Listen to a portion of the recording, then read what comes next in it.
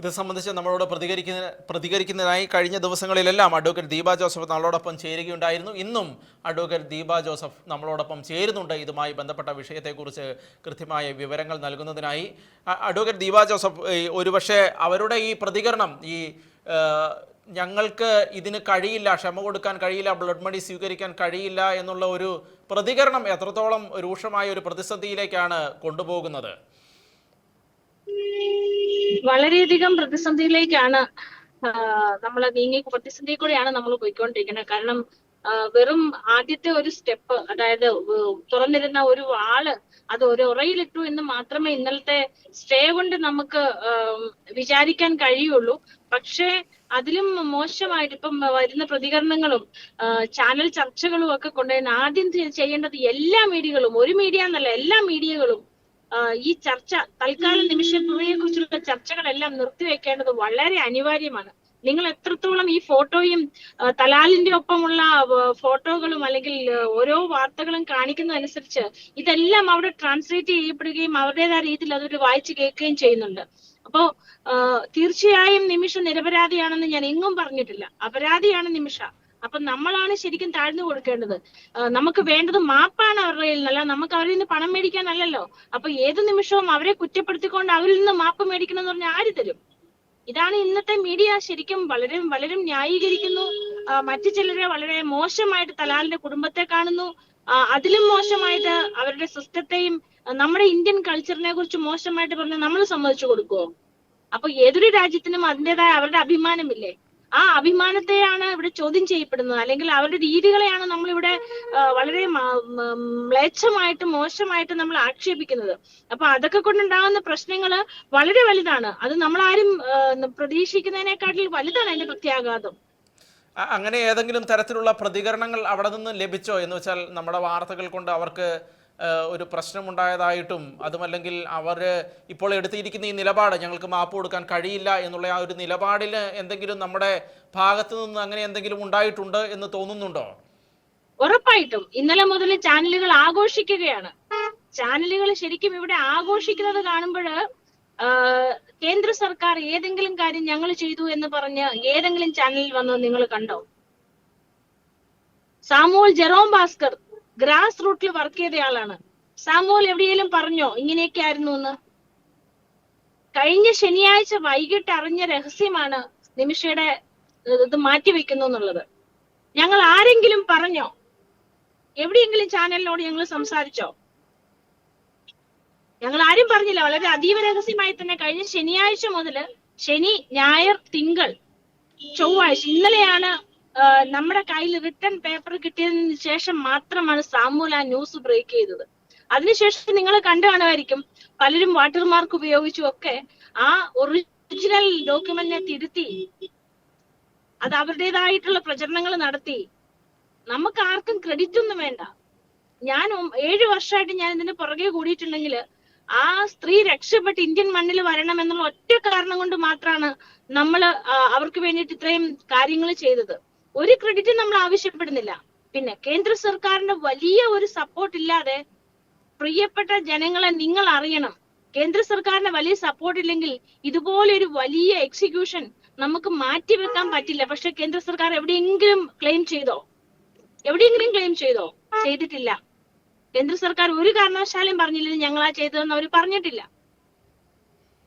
അപ്പോൾ മറ്റൊരു കാര്യം, അപ്പോൾ അങ്ങ് പറഞ്ഞു വരുന്നത് എന്ന് വെച്ചാൽ, ഇപ്പോൾ കാന്തപുരം അബൂബക്കർ മുസ്ലിയാർ അദ്ദേഹം ചെയ്തു എന്ന് പറയുന്ന കാര്യങ്ങൾ കൂടി അതും ബുദ്ധിമുട്ടുണ്ടാക്കുന്നു എന്നുള്ളതാണ്. അദ്ദേഹമാണ് ഇത് ചെയ്തത് എന്ന് പറയുന്ന കാര്യങ്ങളും ബുദ്ധിമുട്ട് സൃഷ്ടിക്കുന്നുണ്ട് എന്നാണ് അങ്ങ് ഉദ്ദേശിക്കുന്നത്. ഇവിടെ നടക്കുന്ന എല്ലാ ചാനൽ ചർച്ചകളും വളരെ പ്രതികൂലമായിട്ട് തന്നെയാണ്. ഇനിയിപ്പം ഏത് രീതിയിൽ, കാരണം ഇതുവരെ ഞങ്ങൾക്കൊരു സ്ട്രാറ്റജി ഉണ്ടായിരുന്നു, നമുക്ക് ഇങ്ങനെ പോവാം, ഇങ്ങനെ ചെയ്യാം, ഇങ്ങനെ ചെയ്താൽ അങ്ങനെ ആകും. പക്ഷെ ഇപ്പോൾ ഞങ്ങളെ സംബന്ധിച്ചിടത്തോളം ബ്ലാങ്ക് ആണ്.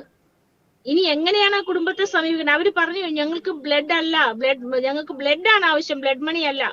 അപ്പൊ ഇനി എങ്ങനെ ആ കുടുംബത്തെ സമീപിക്കും എന്നതിനെ കുറിച്ച് വളരെ ആശങ്കയുണ്ട് നമുക്ക്. എന്നുവെച്ചാൽ അങ്ങ് പറയുന്ന അവരെ ഇപ്പൊ സ്വാധീനിച്ചേക്കുന്നത്, അവരിപ്പോൾ ഇതിനെ ഇത്രയും രൂക്ഷമായ രീതിയിൽ പ്രതികരിക്കാൻ കാരണം നമ്മുടെ മീഡിയകളിൽ വരുന്ന വാർത്തകൾ തന്നെയാണ് എന്നാണോ പറഞ്ഞു വരുന്നത്?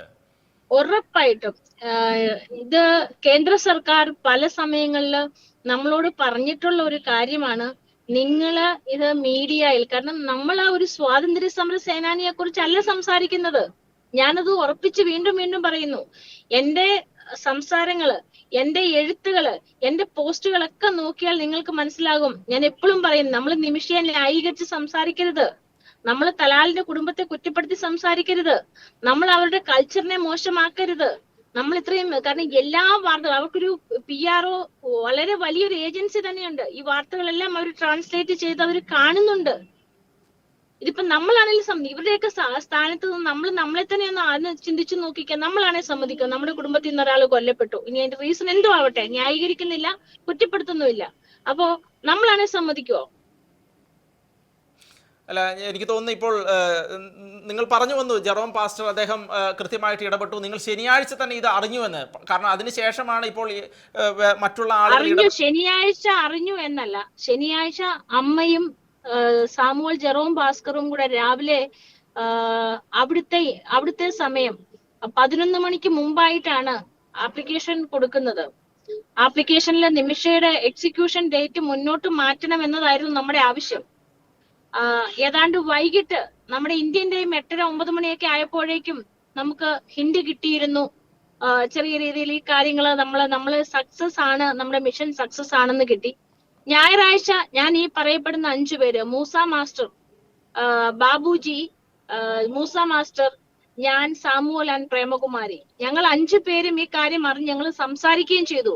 വളരെ സ്ട്രിക്റ്റ് ആയിട്ട് ഈ ഒരു കാര്യം ആരോടും പറയരുത് എന്ന് ഞങ്ങൾ 5 പേരിൽ തന്നെ ഈ കാര്യം വളരെ കോൺഫിഡൻഷ്യൽ ആയിട്ട് നിലനിൽക്കണം എന്ന് ഞങ്ങൾ പരസ്പരം പ്രോമിസ് ചെയ്യുകയും ചെയ്ത കാര്യമാണ്.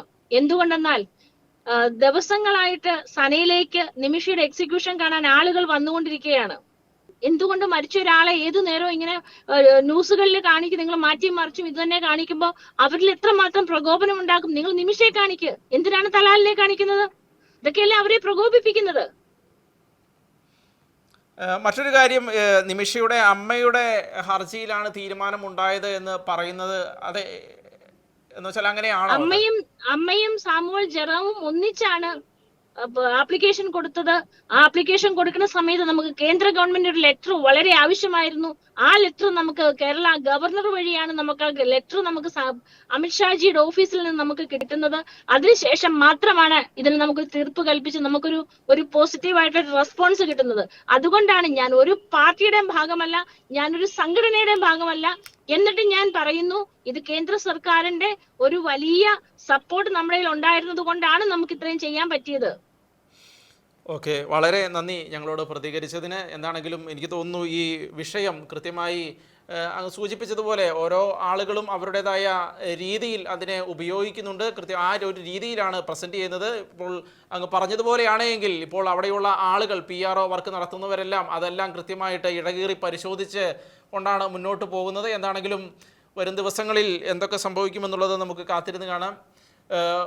ഒരു കാര്യം അവസാനമായിട്ട് എനിക്ക് എല്ലാവരോടും, ഇന്ത്യൻ ജനതയോടും ലോകമെമ്പാടുമുള്ള മലയാളികളോടും പറയാനുള്ള ഒരു കാര്യമാണ്, നിമിഷ നിരപരാധി അല്ല. നിമിഷയെ നമ്മൾ ന്യായീകരിക്കാൻ ശ്രമിക്കുകയും ചെയ്യരുത്. ഒപ്പം തന്നെ തീർച്ചയായിട്ടും നമ്മൾ ചെയ്യേണ്ടത് ഈ നിമിഷയെ കുറിച്ചുള്ള ചർച്ച കുറച്ചു നേരത്തേക്കെങ്കിലും നിർത്തിവെക്കേണ്ടത് വളരെ അനിവാര്യമാണ്. ഒത്തിരി പേര്, 1-2 പേരല്ല, ഒത്തിരി പേര് ഇന്ത്യയുടെ ലോകത്തിന്റെ പല ഭാഗങ്ങളിൽ നിന്ന് നമ്മളോട് സഹകരിച്ചിട്ടുണ്ട്. എല്ലാവരുടെയും സഹകരണത്തിന് ഒരു കൂട്ടായ ശ്രമത്തിന്റെ ഫലമാണ് നമ്മൾക്ക് ഈ കഴിഞ്ഞ ദിവസം കിട്ടിയ എക്സിക്യൂഷൻ ഓർഡർ. അപ്പൊ അതിനെ നമ്മൾ ഇല്ലാതാക്കരുത്. അത് നമുക്ക് എല്ലാവർക്കും കൂടി ഒന്നിച്ചു ചേർന്ന് ഇനിയും മുന്നോട്ട് പോകണം. പക്ഷെ എല്ലാ ചാനലുകളും ദയവായി കുറച്ചു നേരത്തേക്കെങ്കിലും കുറച്ചു നാളത്തേക്കെങ്കിലും ഈ ചർച്ചകൾ അവസാനിപ്പിക്കേണ്ടത് വളരെ അനിവാര്യമാണ്. ഓക്കെ, വളരെ നന്ദി അങ്ങ് ഇത്രയും കാര്യങ്ങളെക്കുറിച്ച് പ്രതികരിച്ചതിന്. വളരെ നന്ദി.